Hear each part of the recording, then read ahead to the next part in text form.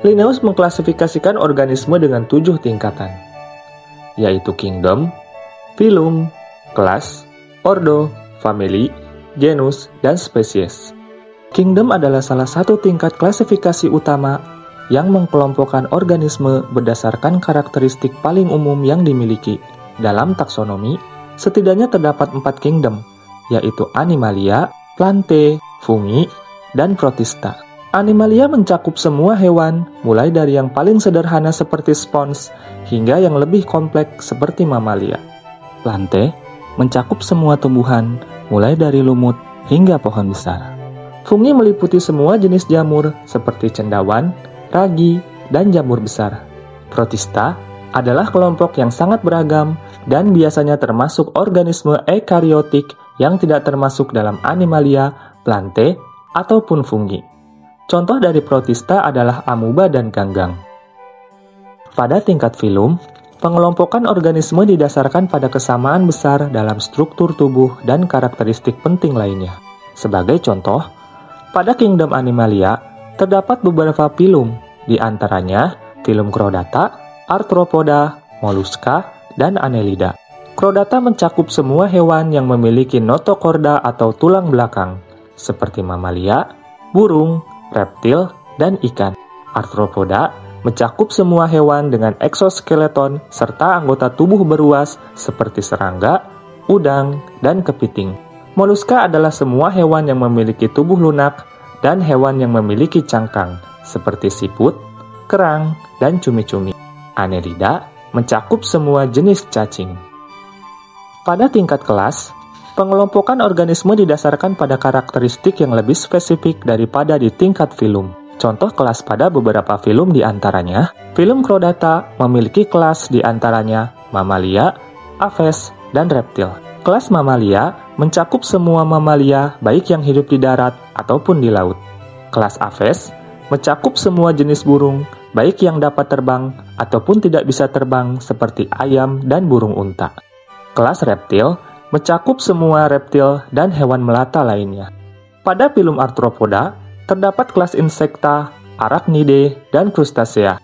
Kelas Insecta mencakup semua jenis serangga. Kelas Arachnida adalah hewan seperti laba-laba, kalajengking, dan tungau. Arachnida memiliki ciri khusus, yaitu mereka memiliki 8 kaki. Kelas Crustacea mencakup hewan seperti kepiting, udang, dan lobster. Crustacea pada umumnya hidup di dalam air. Pada phylum Mollusca, terdapat kelas Gastropoda dan Cephalopoda. Kelas Gastropoda mencakup hewan seperti siput atau keong. Ciri khusus Gastropoda biasanya memiliki cangkang yang keras. Kelas Cephalopoda adalah hewan lunak yang tidak memiliki cangkang seperti cumi dan gurita. Pada tingkat ordo, pengelompokan didasarkan pada karakteristik yang serupa dan lebih spesifik dari tingkat kelas.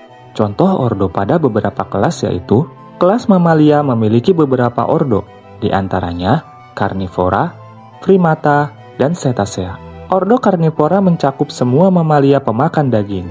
Ordo Primata mencakup hewan seperti kera, monyet, gorila, dan orangutan. Ordo Cetacea adalah semua mamalia yang hidup di dalam air seperti lumba-lumba dan paus. Kelas Aves memiliki ordo di antaranya Falconiformes dan Strigiformes. Ordo Falconiformes mencakup burung pemangsa seperti elang, raja wali, dan falcon. Sementara ordo Strigiformes mencakup semua jenis pada burung hantu. Ordo pada kelas Insecta salah satunya adalah Hymenoptera. Ordo Hymenoptera mencakup hewan seperti semut, lebah, serta tawon. Pada tingkat famili, pengelompokan organisme didasarkan pada kesamaan besar dalam karakteristik struktural dan fungsional yang lebih spesifik dari tingkat ordo.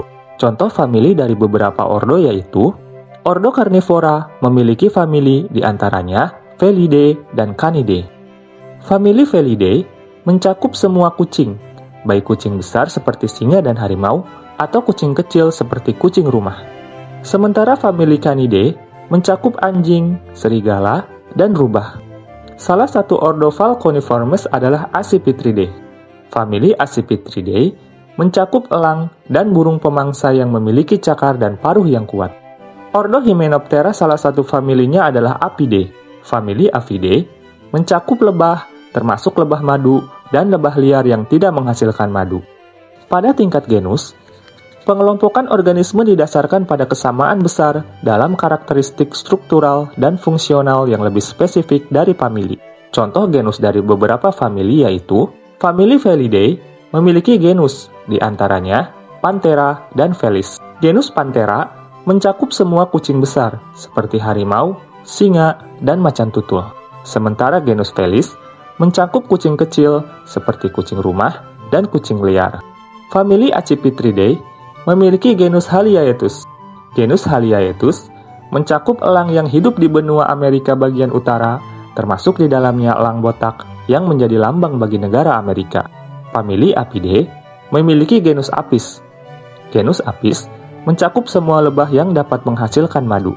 Spesies adalah unit dasar dalam klasifikasi yang digunakan untuk mengelompokkan organisme berdasarkan karakteristik yang sangat spesifik dan kemampuan untuk saling berkembang biak. Contoh spesies dari berbagai genus diantaranya, genus Felis atau kucing dengan ukuran kecil setidaknya memiliki 2 spesies, yaitu spesies Catus yang merujuk pada kucing rumah dan spesies Sylvestris yang merujuk pada kucing liar. Genus Apis memiliki spesies Mellifera dan Serrana. Spesies Mellifera adalah nama untuk lebah madu Eropa, sedangkan spesies Serrana adalah nama untuk lebah madu Asia. Bagaimana kalau kita memilih satu organisme dan mengikuti perjalanan taksonominya dari tingkat kingdom hingga spesies untuk melihat bagaimana sistem ini bekerja?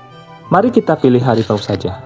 Harimau memiliki sel-sel dengan inti dan organel yang dikelilingi membran, bersel banyak, heterotrof, dan memiliki 3 lapisan embryonic cell saat masih embrio. Hal ini menempatkan mereka dalam kingdom Animalia.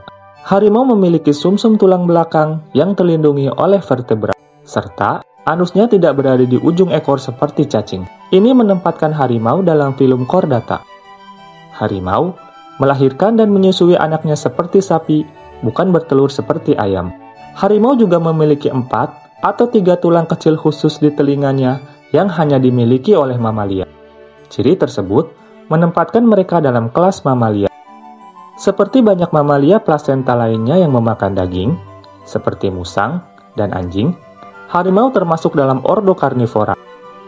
Harimau memiliki tubuh ramping dan kepala bulat serta cakar yang bisa ditarik. Hal ini menempatkan mereka pada famili Felidae. Mereka lebih besar dari kucing rumah, yang menempatkan mereka dalam genus Panthera. Kemudian pada tingkat spesies, deskripsinya menjadi sangat rinci. Nama spesies untuk harimau adalah tigris. Jadi, nama ilmiah lengkapnya adalah Panthera tigris.